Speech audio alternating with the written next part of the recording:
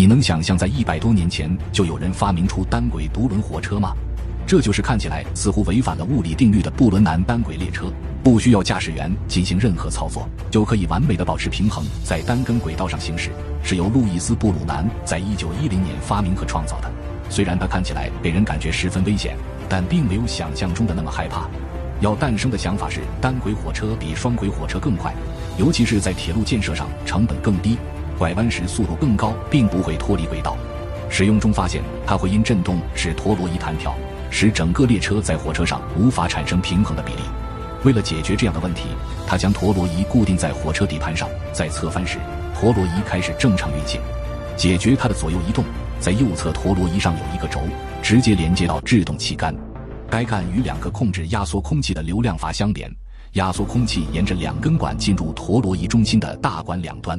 大管的里面是一个齿轮架，放置在陀螺仪的中心，然后前后移动旋转它们。火车的倾斜时，使用一个巧妙的执行器启动阀门，空气通过巧妙的管推动齿轮，使陀螺仪向相反的方向运动，直到列车恢复平衡。这种天才的系统设计吸收了火车侧翻的力量，使火车一直保持水平状态。即使所有的乘客都站在一侧，火车仍然能够保持完美的平衡。虽然在测试和实验中非常成功，当时很多投资者对此无法理解和难以置信。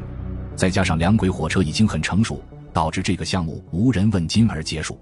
1910年，路易斯·布伦南发明了一列我们颠覆认知的火车，它就是好像被使用了魔法的独轮单轨火车，快速地在一根轨道上行驶，并且不会侧翻。当时人们难以置信和理解，并经过了一系列的测试，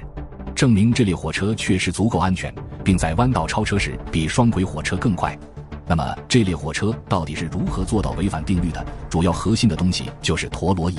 一个旋转非常快的圆盘，在转动时有一种力保持在一个方向上旋转，当我们试图改变它的方向时，它会有另一种力量试图保持原来的方向，好像被施了魔法一样，总是会找到恢复平衡的方法。于是他将这一方法运用到火车模型上，火车在直立行走时非常有用，在转弯时陀螺仪不会随之转动，从而导致火车脱轨。为了解决这一问题，他又想到在火车上安装2个陀螺仪，中间使用齿轮连接控制，从而使它完全相反的方向运动，在转弯时就抵消了这样一个方向运动。